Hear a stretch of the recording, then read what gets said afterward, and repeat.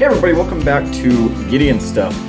Today we're doing a disassembly video on a couple of knives. It's been a while since I've done a video like this, and some of you might have started to think that I've forgotten how to take a knife apart.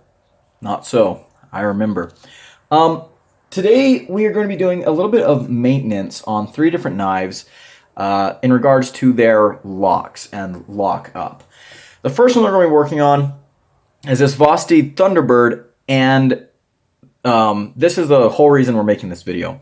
So this knife belongs to Old Tonto Guy. He loaned this into the channel, and as I'm sure a lot of you are aware, the lockup on the Thunderbird is not amazing. In fact, it's pretty trash.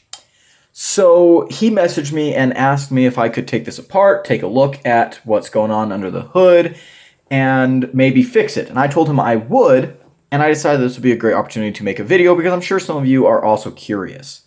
Now, I'm going to say right now, I highly doubt that I'll be able to fix this knife because the issue with this knife is one of engineering. This is not a fluke with this particular model.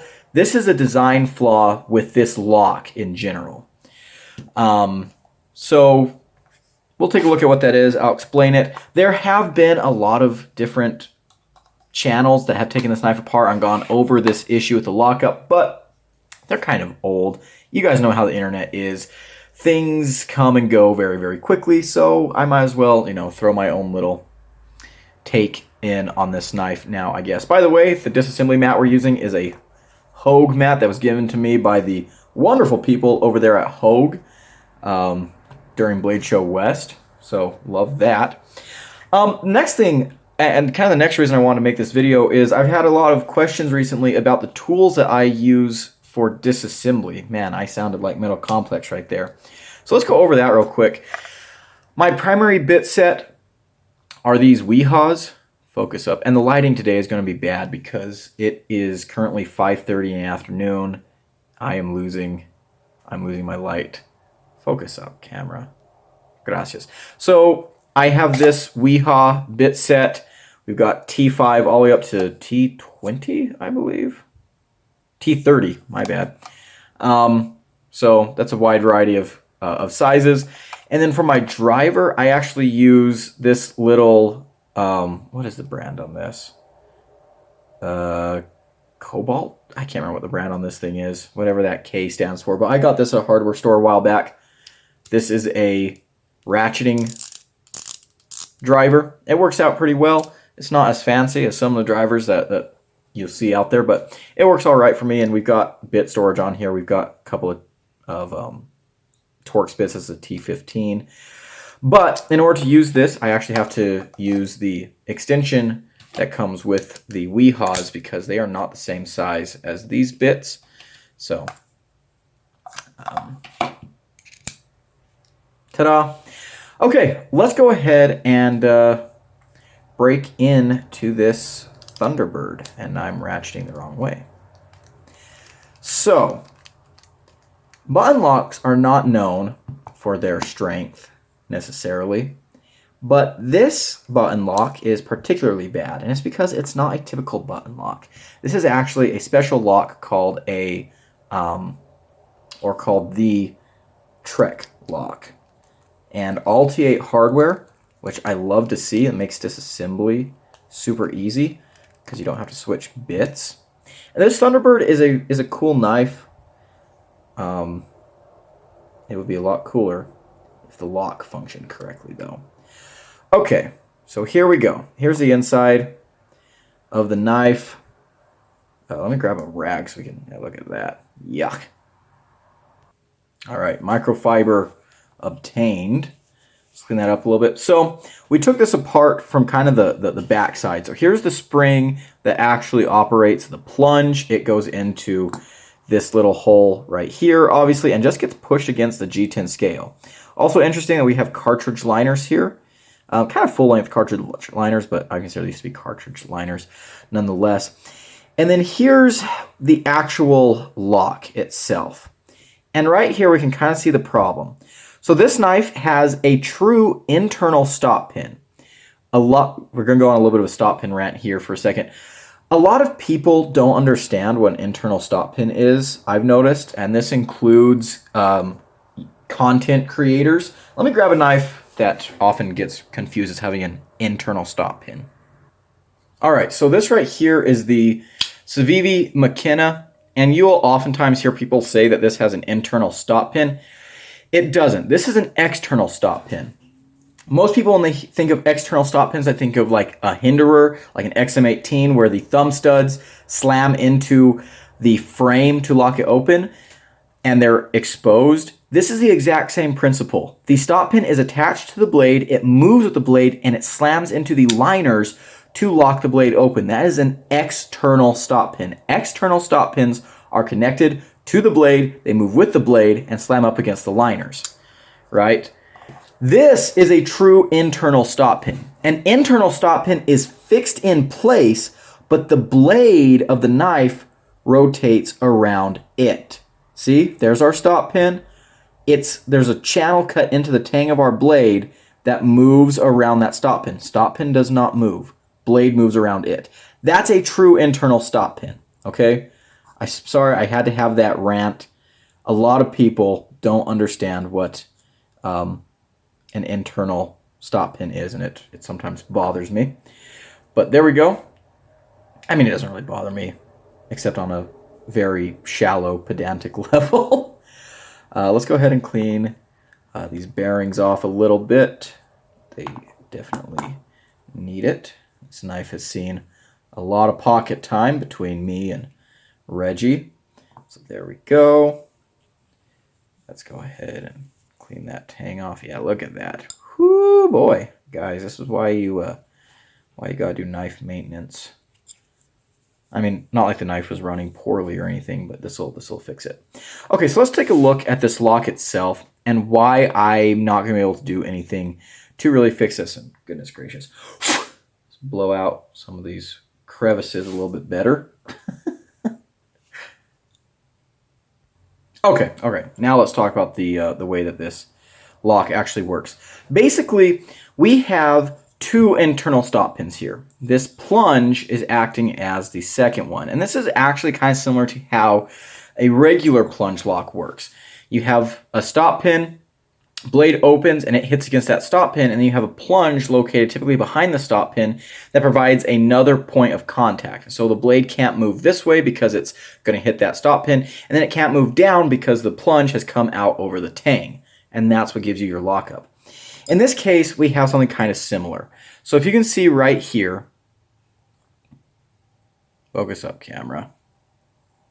So yeah, if we can see right here in this channel in the blade, maybe. Goodness gracious, I hate it when it gets to be this time of night. Can't do shit. Okay, there we go. So we can see here that there are some little pockets milled out right there. That is for the plunge to seat into. You can see here that kind of snugly fits in there. And then of course the stop pin locks up right here. So the knife can't go backwards any further because it's hitting that stop pin, and then it supposedly can't close because now this plunge has engaged and locked in to these two chamfers holding it open. So in theory, that's all good and dandy, right? However, look at how little surface area you actually have contacting. It's not much. It's really not much. And so when you do have vibrations, when you've got a little bit of, tinglies, when you have vibrations going through this system, it's very, very easy for this little plunge to just come off its track. And then that's just where you're kind of stuck at. So that's why this is kind of a neat system, but I don't really like it. It needs some more time in the engineering room because there's just not enough surface area here to really hold that lock into place meaningfully. And this is fine for smaller knives, honestly, that you're not going to be using very, very hard. But this is a little bit of a bigger knife, and the lockup failure is easy enough that I do think it's a big risk. It's a huge safety hazard to anyone using the knife. So yeah, just something that I don't really like to see. So there we go. Reggie, I hope that kind of answered your question. It's not an issue with your knife in particular. It's just a design flaw with this system as a whole, and I'm not a huge fan of that. And now let's get this put back together, which could be a little bit tricky just because springs always make things fun. All right, so here the knife is put back together again. I actually thought I was recording when I wasn't. I realized that there is something that I could try and do to strengthen the lockup. This works for like regular plunge locks, and that's to stretch the spring a little bit to give it a little more tension. So I did that, and let's see what we're left with. Knife itself in good working order. Okay.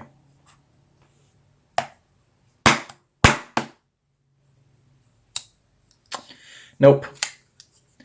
About the same as it was. So there we go. Trek lock is not something I'm a big fan of. It's featured on some Vosteed models. And also the Kaiser Cormorant, I believe, has a Trek lock. Focus up, camera. Gosh dang this lighting. What can I actually... we'll see. Anyways, there we go. There's a Vosteed Thunderbird. Now I know what's on the inside. Couldn't fix it. I'm sorry. Detent does feel a little bit stronger though now, after I adjusted that button. So, that's cool. But yeah, as for the lockup integrity, kind of a lost cause on this particular lock. Unfortunately. So, I still don't recommend that you pick one of those up. Okay, what are the other two knives we're going to be taking a look at? The X-Took Seed is one of them, and the other is a knife that you guys haven't seen for a while because this is one of my most hated knives ever. The Kaiser Towser K. Now, both of these knives have the same issue, and that's that their lockup is not secure. In fact, we can see here on the Kaiser Towser K, we have very early lockup. Maybe you can see that. You know what? Screw it. Let's bring out a flashlight. Kaiser Towser K, early lockup. X-Took Seed, incredibly early lockup. And so if you guys have seen my review for this knife, you'll know that this one fails. Also, the spine whacking video I did a couple months back that featured in it failed. This knife here is so bad that I can fail it pushing with my thumb. We're actually not going to now because I could, hurt my finger. So we'll just do like this. If I can work it now. I'm so nervous. This is so alien. You never want to actually try and close a knife on your hand when you're not being safe. But there were a few times where I was pressing on the spot. Yeah, see there, I did it. Don't like that. It's just, it's so alien. But let's see if I can. Yeah, see, there we go. Lock it out, and you can fail the lockup. So what we're going to try and do is adjust the tension on these liner locks and fix that lockup issue. And there's a couple of ways that you can do this, actually. So one way, and this is the way that I've tried in the past with varying success, take the knife apart. That's going to be the first step for any method that we do. And then you can sand down the lock face a little bit. You've got to be very careful. You've got to be very, very careful. But that can, cause it to move over a little bit. However, if you don't know the geometry on the tang of the blade, sometimes that can mess you up. The other thing is that it could be that it's just these surfaces are too slick, and so you can just rough up the surface of the lock bar, and that can help.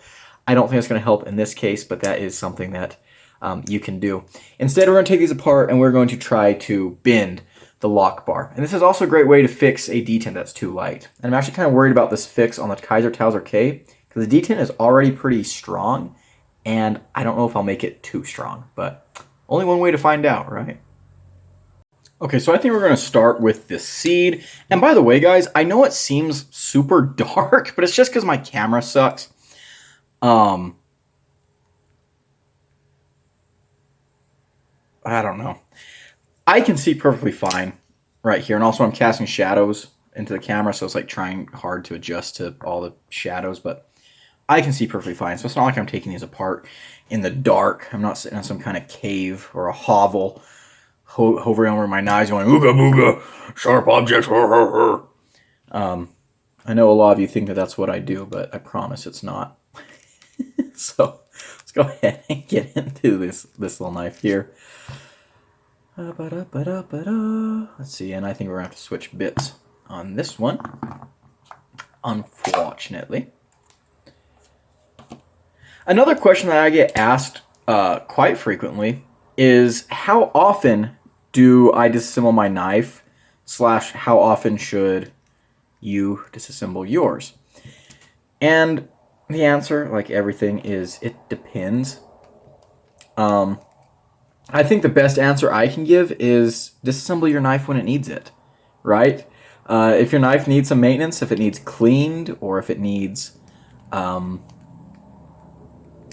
maintained in any other way, you need to fix an issue like what I'm doing right now, take your knife apart. I've heard some comments, guys like, I take my knife apart at least twice a week. I mean, I don't think you have to be that anal. Keeping your knife clean is absolutely a very important part of making sure that it lasts a long time. It's a very important part of making sure that this tool is going to continue to serve you forever, or maybe if not forever, for as long as possible. But you'll be fine if you clean it when it needs it. If it starts to feel gritty, if it's grimy and gross and just not, the action's gumming up, yeah, go ahead and take that sucker apart and give it a good clean. But, I don't make it a daily ritual or anything like that. There's some knives that I've definitely had to disassemble more than others. Trying to get this gunk off of this liner. And there's some that I rarely had to disassemble. A couple months back when I was doing a lot of field work, there was a knife that I was taking into the field. What was it? I can't remember what it was. It was one of the knives that I reviewed months ago. Anyways, I was taking it apart like whenever I got back from the field. And that was like once a week. Just because it was getting so grimy and gross, and it was just, the design lent itself to being a ready reciprocal of dust. But then there's knives that I've carried out in the woods and in the mountains and stuff, like my cold steels, where they've gone years between cleanings and they run just fine. So, it's all up to the individual knife. Okay, here's our lock bar. We're going to have to push it that way. Okay, now this right here, this little cutout, obviously this allows our lock bar to bend.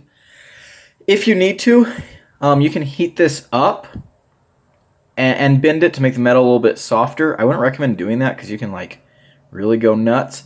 It's not going to take much. I'm just going to give a little bit of a bend.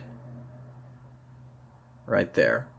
Look at that. And actually that bent very readily. Let's go ahead and throw this guy back together and see if that did the trick for us. And if it didn't, we'll just take them apart and do it until it does. Oh my gosh, I gotta sneeze. Oh, crap. Oh, that's the worst thing ever when you gotta sneeze and it doesn't come. That is downright depressing. You got the nasal blue balls right there. Okay. Get in there, you scale. What do I think about this knife in general? I do enjoy this knife. I'm glad that X2 reached out to me to take a look at this knife. They sent this to me. I enjoy it. It's a very cool little knife. Haven't carried it in a while just because of the issue. I forgot. I was just putting the clip on, not the scale. Just because of the issue that we are trying to address now. But yeah, it's a cool little knife. Oh, and by the way, you guys will notice that I am not going to be oiling these two knives. I did lube up the Thunderbird, but I'm not lubing up this knife or the next one that we're taking a look at because sometimes oil can get on the lock face and stuff, and it can make your knife have problems that wouldn't otherwise be there. Like it can create temporary lock stick. It can make the lock slip a little bit. So we're just going to avoid that so we can actually see if we did any good with what we're doing here. So that's why we're not going to be lubing things up. And by the way, guys, doing disassemblies behind a camera is a uniquely treacherous ordeal. It is not something that I'm a huge fan of. Hence why I don't do very many on-screen disassemblies. Most of the time, I'll just throw up a picture of a knife after I take it apart, because I'll take it apart and then take a couple pictures. And this is exactly why, because working around a camera is kind of crappy. It's like, you guys ever had those dreams where you're like trying to run from an imminent danger and you can't move? That's what this is like. Whoa, what is going on here? Why is this the... What is happening? Oh, okay.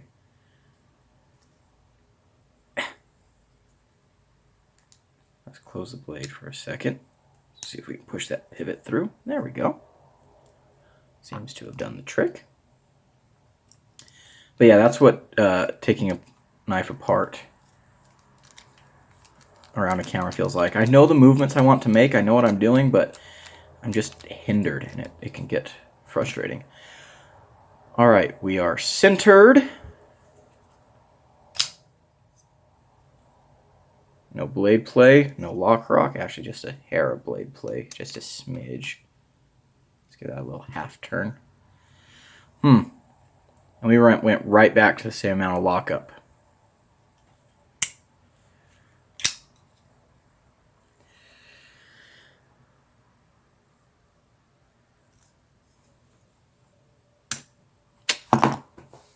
Well, back to the old bicycle shop.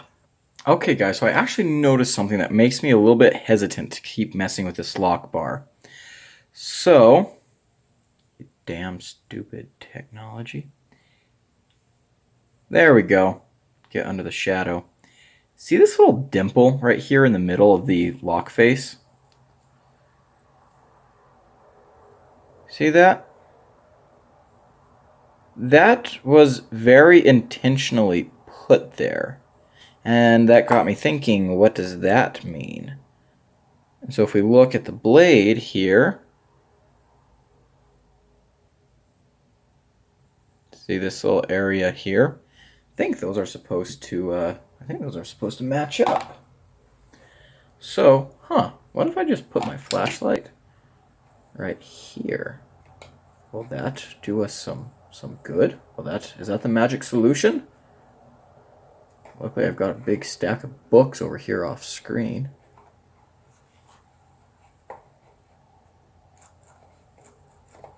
Professionalism, guys, I know. That's what you come to this channel for, professionalism. There we go. Let's see. Do them things match up?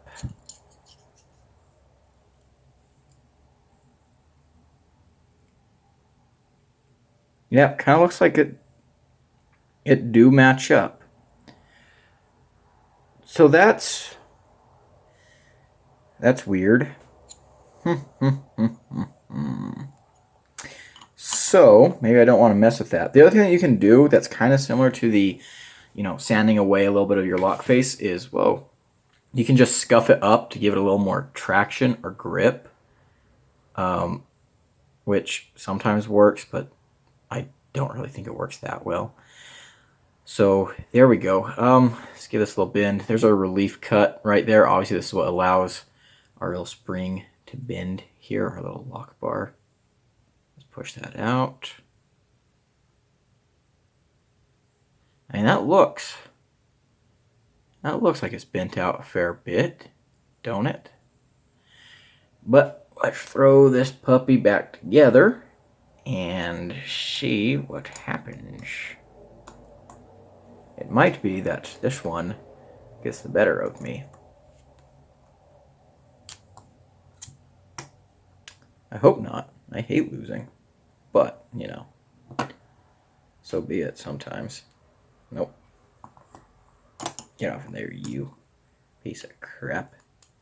There we go. Okay, the lockup is looking good. Oh, Oh yeah, that feels solid. Yeah, no give at all. Whoops.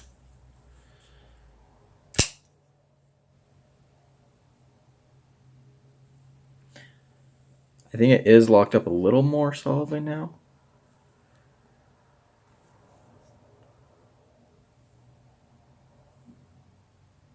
Yeah, hey, I think that took. I think that did it. Hallelujah. Go us. Go us, guys. This was a team effort. We did it together. Now, sometimes this can come undone. Go in there, you little... Oh, I got that screw going in the wrong way. T6s. T6s. I hate T6s. You know, that's the other thing that's kind of a unique challenge about making disassembly videos is trying to keep engaging commentary going. That's why sometimes I'll just pause the video and work, because I feel like I start saying just stupid nonsense that makes no sense. And you guys are going to start thinking, what kind of mushrooms is Gideon taking before he sits down to do these videos?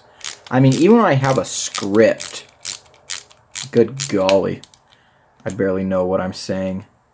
But yeah, sometimes with disassembly videos, I just get unhinged. I start saying absolute nonsense. Why is this screw not going in? Did it strip out? Did this screw strip out? If it did, I'm going to be a very unhappy little person. Also, I tend to talk to inanimate objects, which might be early onset dementia or something. I don't know.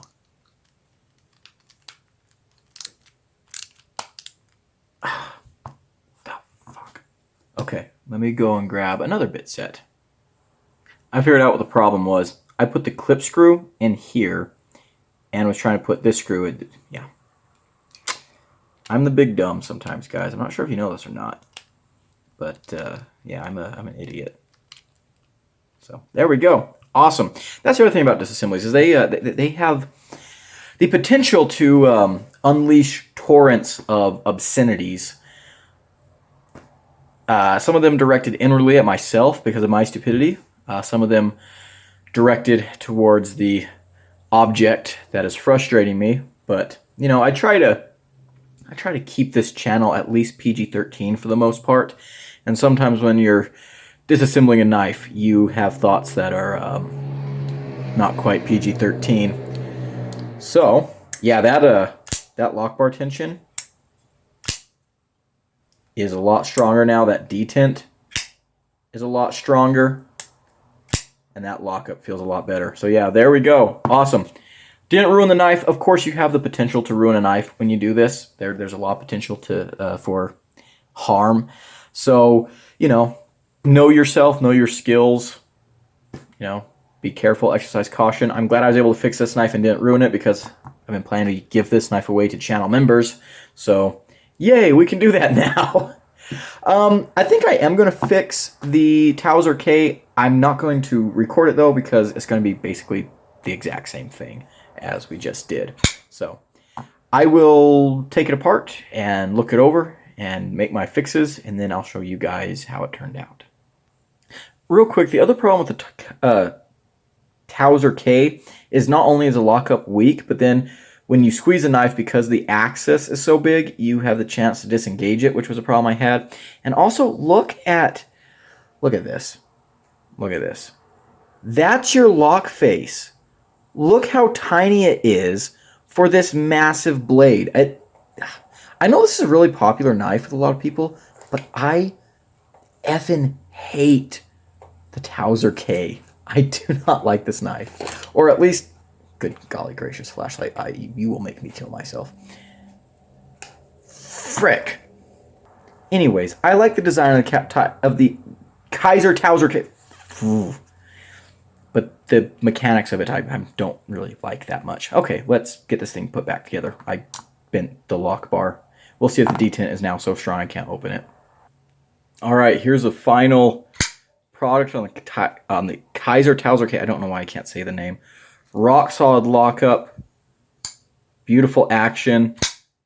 Oh, that detent is nuts now. Holy cow. Lockup does look much, much better. And, yep. I think that squeezing problem is gone.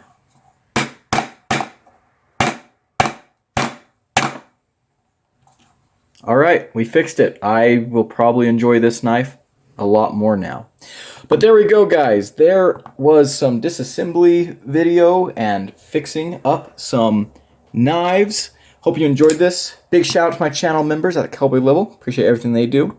For everyone else, if you enjoy this video, leave it a like, comment below, and subscribe. And if you want to become a member, there's a button down below where you can do that too. I've been Gideon, and I'll see you in the next one. Adios.